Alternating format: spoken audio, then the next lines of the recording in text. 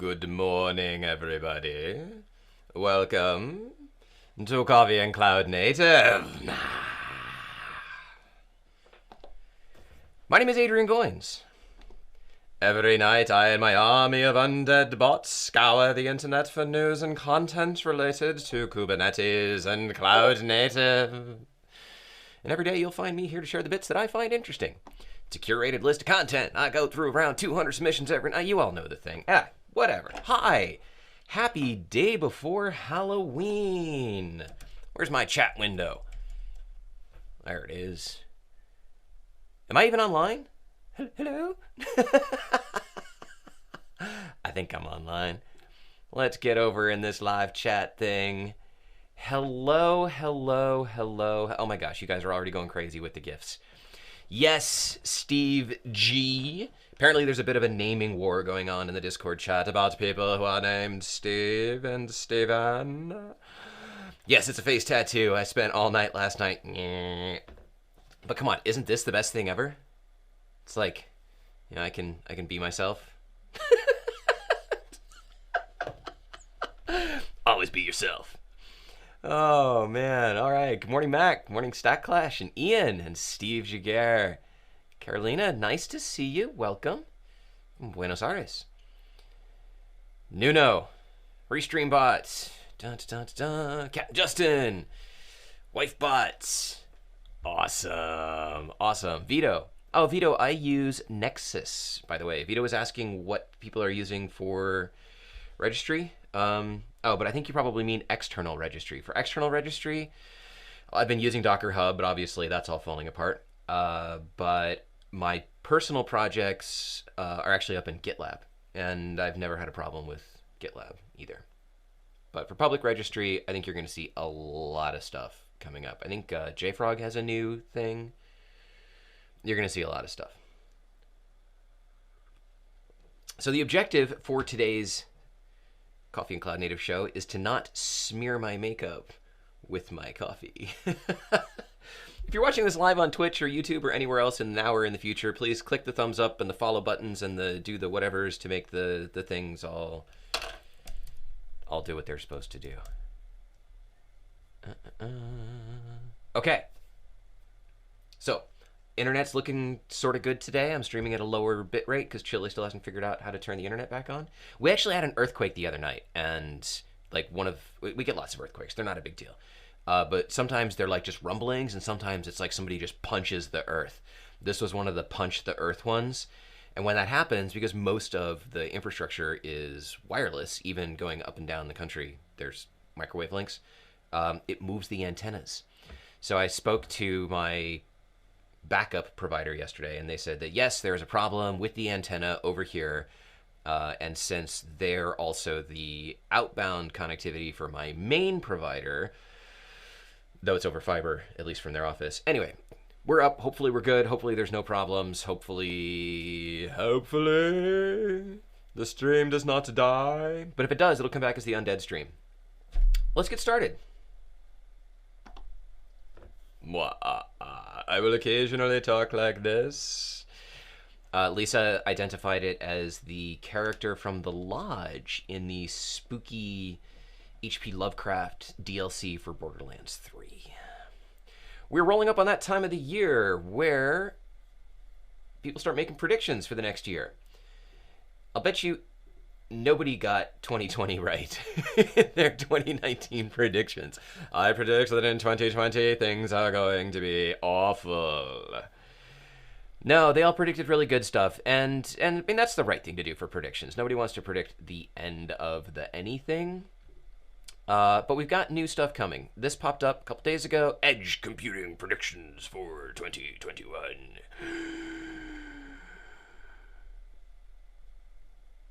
Okay, whatever. So, edge hosting will evolve into a full-fledged marketplace. My favorite thing about the edge is if you've been in this industry for any length of time, you remember when there was no cloud, right? When we all had, well, you probably remember when there weren't even really data centers. Like, I remember when level 3, whoa, I just spit everywhere. I remember when level 3 came to Denver and they set up a data center and we were like, oh, we can rent a cabinet? That's amazing. You used to have servers in your office. And, well, some of us probably remember when there was no internet. But you used to have servers in your office, and then you moved them out to data centers, and then we moved them out into the cloud, and then from the cloud, people are talking about the edge. Well, for a lot of people, the edge is a data center. Or worse, it's your office.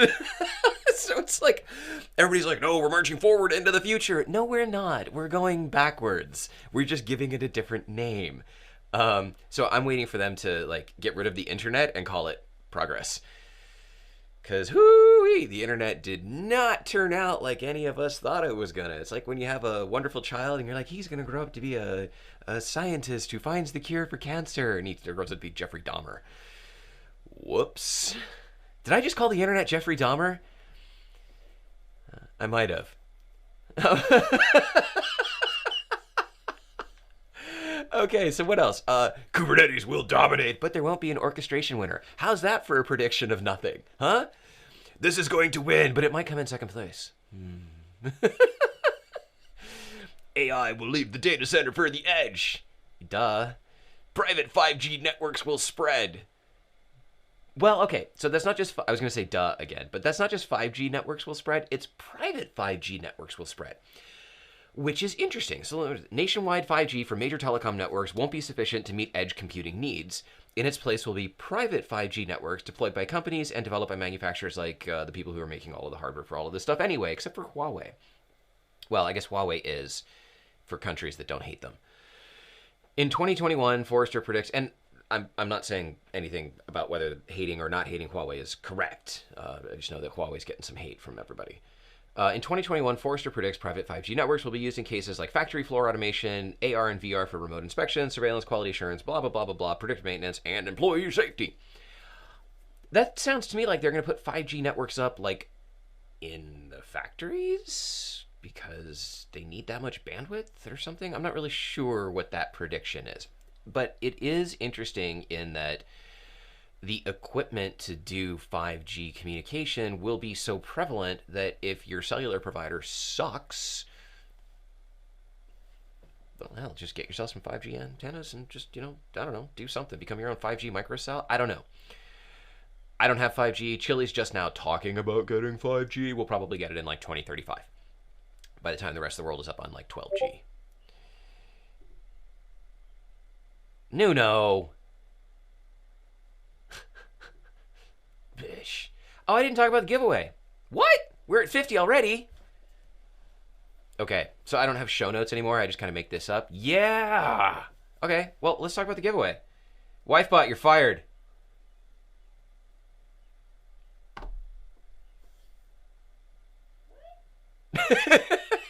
I was waiting because she's got headphones on, so she can't hear me actually say it. She has to wait for it to come all the way through the stream and all the way back again. WifeBot, you're supposed to tell me that I forgot to talk about the giveaway. Ladies and gentlemen, today is not just the day before Halloween, it is Giveaway Friday. I hear you mumbling through the wall.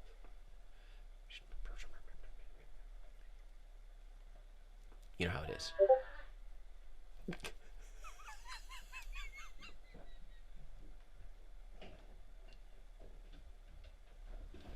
I see you making little faces at me.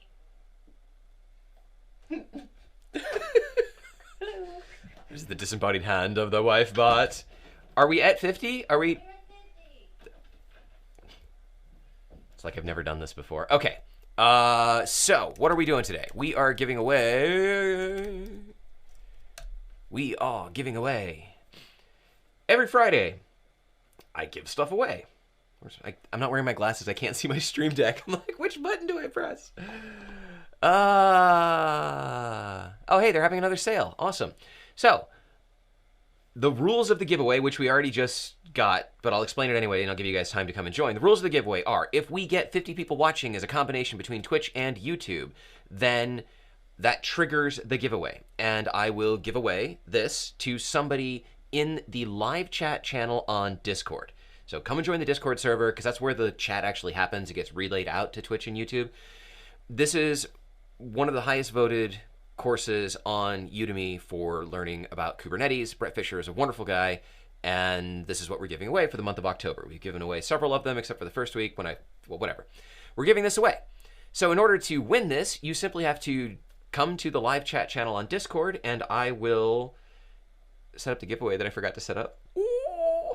I will set up the giveaway now, and it'll have a little party icon there. I'll pin the message. You just click the little ta-da if you want to participate, and then I'll have the bot actually pick somebody in, let me say, 15 minutes? Yes. So I'm going to go do that right now, and you all can just talk in the chat. Give me a second. This morning's preparations for the show were slightly more involved than most days.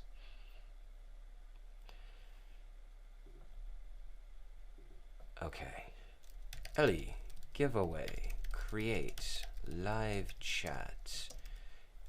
14 minutes, 15 minutes. Brett Fisher's. If you're in the chat, Ellie, the wonderful bot, handles our giveaways for us. Okay. Hey! That's now in the live chat. I will pin that. Oh yeah, pin it. Oh, I see people clicking on it. Wonderful. Good luck, and may the odds be ever in your favor. Wow. Kinth, pin all the things! So, WifeBot. In 14-ish minutes, Ellie will pick a winner. You must make some kind of loud noise so that I know that it happened. I'll try and get that chat window back up again so that I can see it. Keeps getting blocked by another browser window. Okay, and nice GIF. Good job, WifeBot. Okay, let's get back to this because we're still on the first thing. Public cloud growth will slow while edge spending will grow. Yeah, whatever, because people realize that cloud providers are really expensive, and we now have better infrastructure to do more stuff out back in where we were doing it before. Everything's a pendulum. It swings. It gets to extremes, and people are like, oh, the hell with this, and then it swings back, and then people are like, oh, the hell with that. And that's how we move forward in life. 3 steps forward, 12 steps back. ForgeRock is a company that is actually today's tool of the day, and as you've learned, most of what I do in my life is I wonder, what the heck is that? And then I go and I look at it. I found them from Tool of the Day, and I was like, okay, what do you do? They do some really cool stuff. They actually have a bunch of commercial products. Let me pop this up really fast. They have a bunch of commercial products related to identity management. Ooh, they're a Forrester Wave leader. Golf clap. I mean, that's important. It's better than not being a Forrester Wave leader. So they've got stuff related to identity management and access and all of that other stuff. They've got some logos from some companies. Hooray! But they have open source stuff. So OpenAM, access management solution that includes authentication, SSO, authorization, federation, entitlements, and web services security. No, they actually have to click the little ta-da icon in order to qualify. WifeBot wants to know, do people need to react for the giveaway with the ta-da or click any other emoji? You have to click the red party thingy. I don't know what that is. Cornucopia? We've been watching Hunger Games. It's a ta-da. Thank you, Kent. So OpenAM, and then OpenIDM, identity management system that provides simple management and synchronization of identity. OpenDJ, I saw that and I was like, oh, wooka, wooka, wooka, yeah! No, it's not Scratchmaster Monachus. It's a REST and LDAP directory, including a secure directory server, built-in data replication, client tools, and an LDAP SDK. By show of hands, who remembers trying to set up OpenLDAP back in the days of whatever was Sun Microsoft, some directory server, Solaris directory server, and being like, I want to use OpenLDAP, and then trying to actually plug OpenLDAP into stuff, and there not being good tools for it, and writing LDAP schemas, and having it be like just really clunky, but pretending that it was cool. Yeah. You know who you are. All of us, we can go stand in the corner together.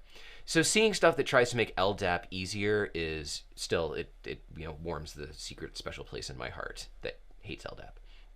The OpenIG project is an identity gateway with high-performance reverse proxy with specialized session management and credential replay functionality. what the heck is that?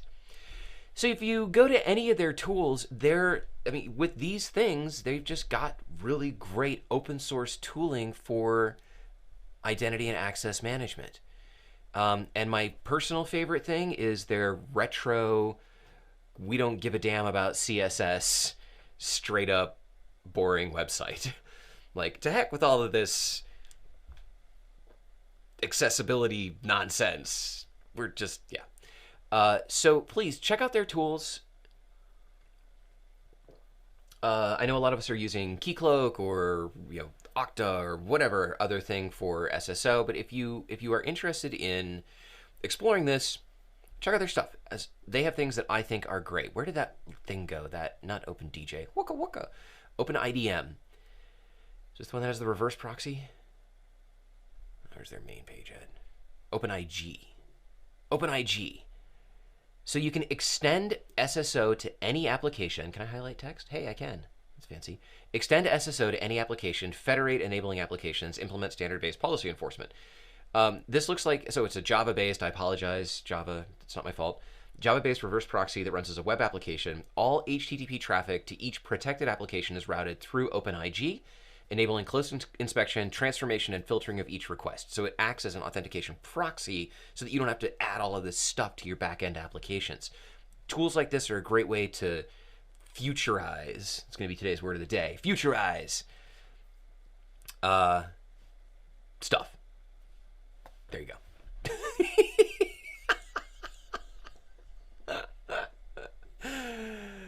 Oh yeah, and they have commercial stuff too.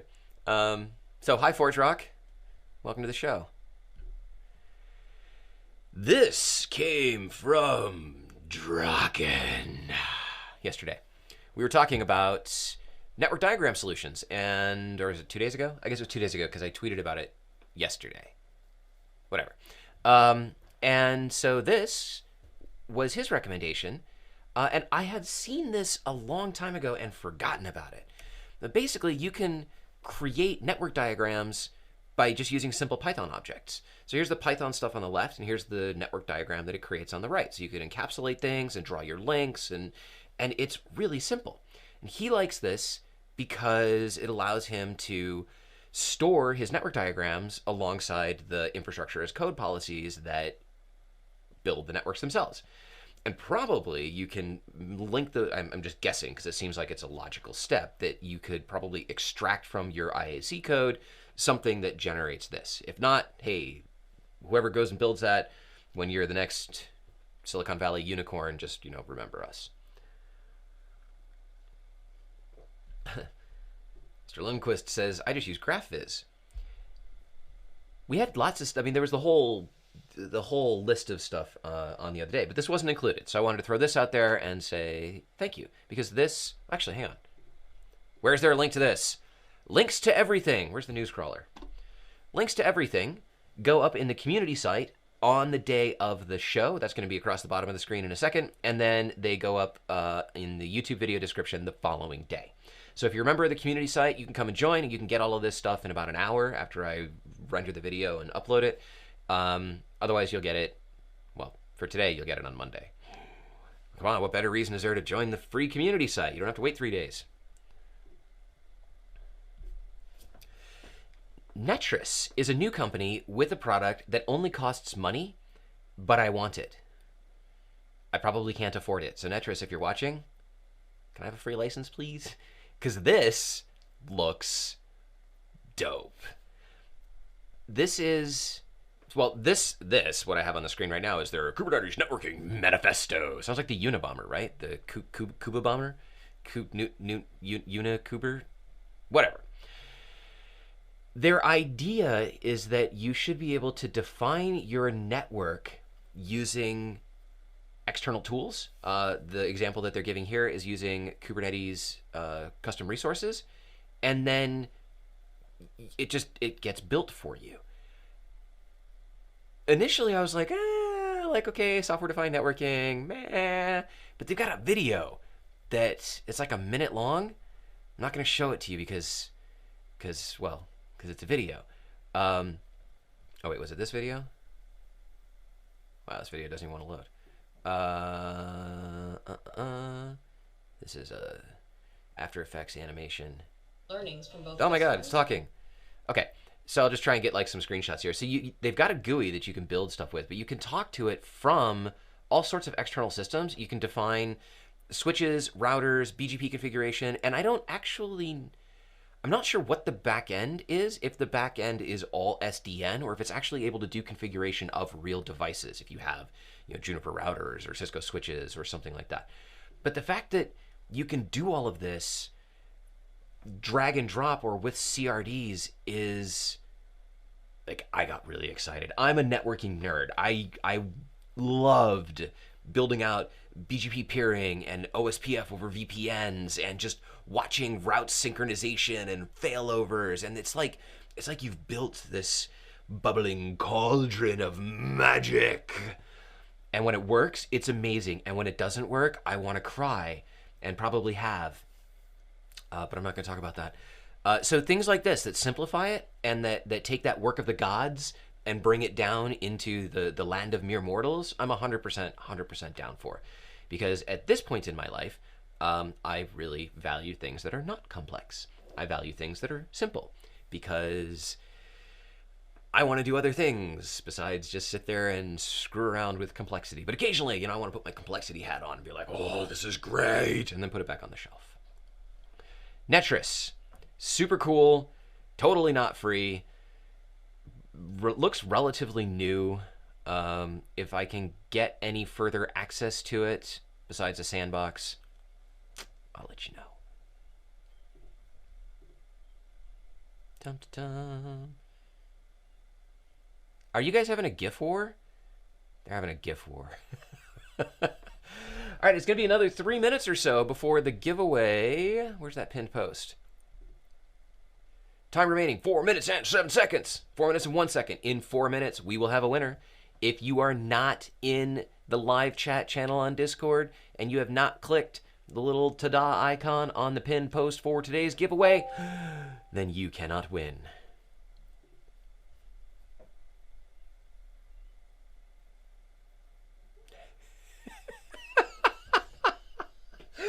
And just join the live chat just to watch Wifebot and Nuno throw gifts at each other because it's hysterical. I forget that I have to actually do the stream. GitOps Days is coming. We talk about GitOps a lot. And, there's conferences popping up. Like, did you guys go to Software Circus yesterday? I know some of you did. That was, I'm sorry, Rancher just did the Edge conference, and, that was really professional and really well done. The Software Circus was a show. It was amazing. Everybody was dressed up. It was beautifully orchestrated, it was just beautiful. So if you didn't go, catch their replays whenever that stuff comes up. I mean, even the platform was amazing. It's really hard to do virtual conferences good. Anybody who went to, it's really hard to do virtual conferences good. I'm not going to talk smack about anybody, tempting though it is, or anybody else's platform. Theirs was amazing. So GitOps Days is coming. This is going to be a 2-day event, and there are lots of smart people who are going to be there talking about lots of smart things. Michael Hassenblas is showing up everywhere. Everywhere. Hi, Michael. Are you in my kitchen? So we've got lots of smart people talking about lots of smart stuff. Hey, raw code. Very cool. If you want to learn, not just the concept of GitOps is actually relatively simple. If you want to get some hands-on, deeper stuff and learn about what's being attached to GitOps, then this is your event. This is November 12th to 13th, and that's all we can say about that. Oh my gosh, 8:54. How we doing? How we doing? Oh, we got 1 minute and 55 seconds left. Kublinter went open source, and half the internet told me about it. I looked at this a while ago. This is from StackRox, and I looked at it and I was like, okay. Well, they got to 0.1.0, and now it has some interesting things like remediations and Helm support and stuff. It's very simple to install, and it's a static linter for Kubernetes manifests. I know StackRox watches the show.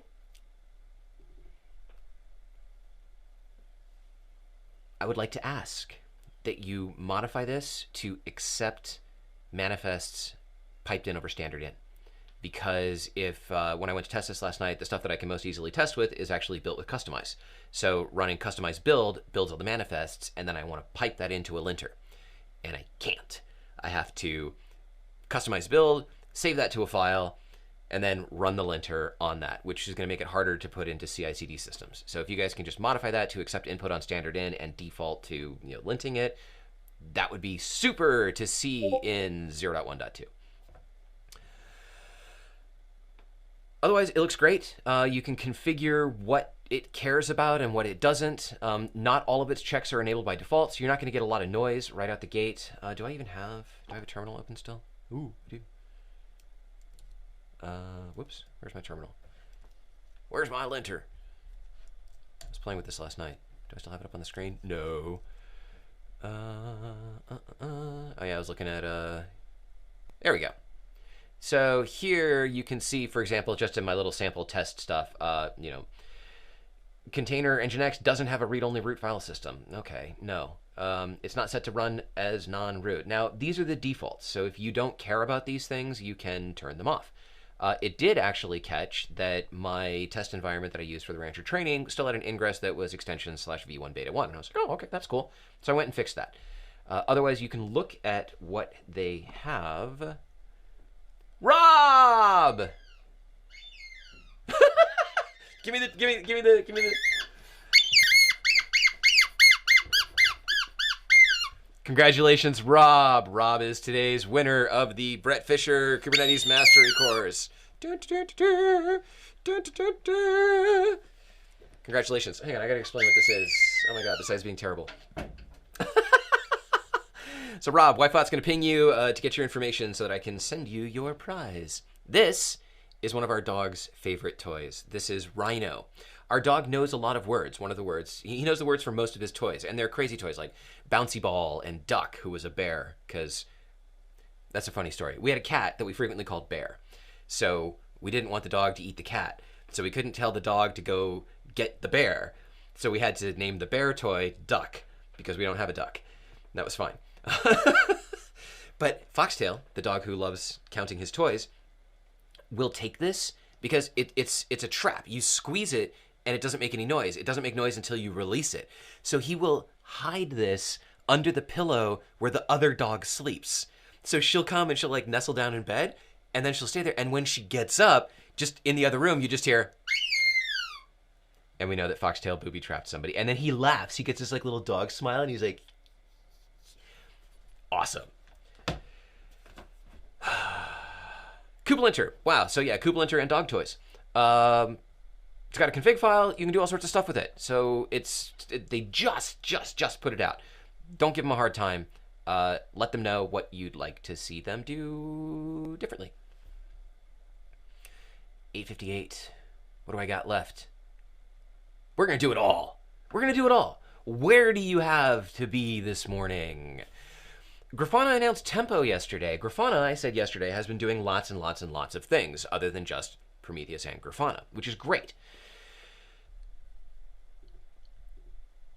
Wow, I didn't know that Grafana was actually behind Graphite. Oh, because it was first developed at Orbitz. Okay, well, I guess they took it over. That's nice. So you've got Loki, you've got Metric Tank. Well, they announced Tempo.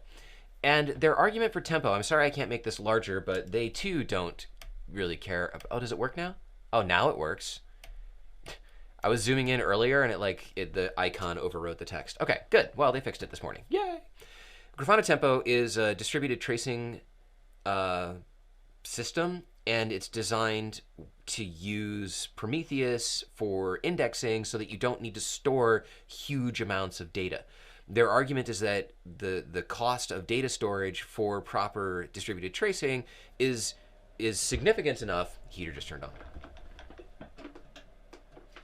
Is significant enough that a lot of companies don't do it well. So they wanted to develop a system where you can just store lots and lots of data, and that'll enable you to do more detailed distributed tracing. So this was announced. Shipwreck pointed me at this yesterday and said it's absolutely amazing.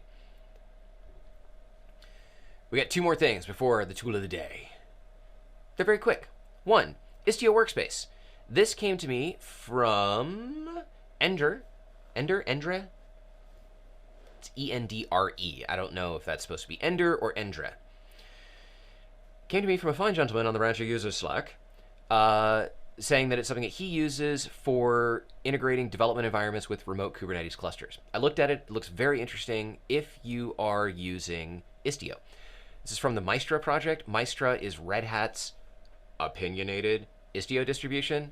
Opinionated means they changed a bunch of stuff to make it work the way that they think it should work. But whatever, that's fine. It's designed for OpenShift, and that's what Red Hat does. If you have Istio out in production and you want to connect stuff to it, this will actually allow you to deploy workloads out in your production environment, and it'll handle routing your traffic to the test workload while not affecting production workloads. In all of these types of systems, that's my number one concern, is does it intelligently do that routing? The stuff with Service Mesh tends to, and this looks super simple to set up. They've got a 9-minute video here. You can watch it. If you're using Istio, it should just work out of the box. Which led me to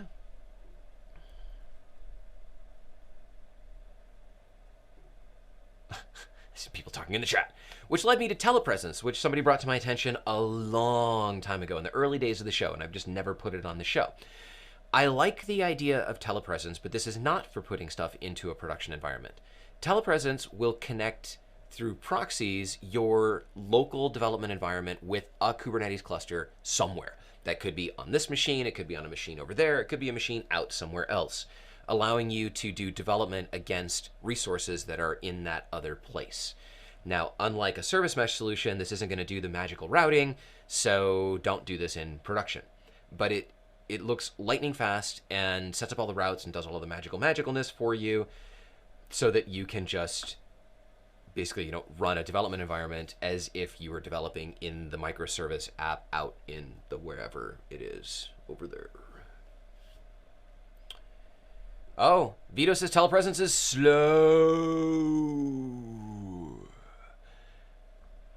Well, okay, so maybe it is. I haven't used it. That's interesting. If you use telepresence and it's slow, let us know. More importantly, let them know, because I bet they'd like to get that fixed.